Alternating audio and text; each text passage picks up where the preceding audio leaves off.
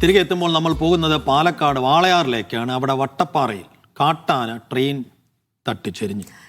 ആനക്കൂട്ടം track കടക്കുമ്പോൾ train തട്ടിയാണ് അപകടം. ആനക്കുട്ടിയാണ് ചെരിഞ്ഞത്. സാജിദ് അജ്മൽ വിവരങ്ങൾ നൽകും. സാജിദ്, അപകടം ഈ കാട്ടാനക്കൂട്ടം അവിടെ ട്രാക്ക് മുറിച്ചു കടക്കുമ്പോഴാണ് അപകടം ഉണ്ടായതെന്ന് പറയുന്നു. എന്താണ് അവിടെ നിന്ന് ലഭിക്കുന്ന വിവരങ്ങൾ? സൈഫുദ്ദീൻ, ജിൽസി, വാളയാർ വട്ടപ്പാറയിലാണ് ട്രെയിൻ തട്ടി കാട്ടാന ചെരിഞ്ഞത്. ഈ കാട്ടാനക്കൂട്ടം റെയിൽവേ ട്രാക്ക് മുറിച്ചു കിടക്കുകയായിരുന്നു. നമുക്കറിയാം നിബിഡ വനമാണ്, അതുകൊണ്ട് തന്നെ അവിടെ ഈ ട്രെയിനുകളുടെ വേഗപരിധി നിയന്ത്രണം ഏർപ്പെടുത്തുകയും മറ്റും ചെയ്തിട്ടുണ്ട്. ഈ കുറച്ചു കാലമായി ഈ കാട്ടാനകൾ ട്രെയിനടിച്ച് ചെരിയുന്ന സംഭവങ്ങൾ റിപ്പോർട്ട് ചെയ്യുന്നില്ല.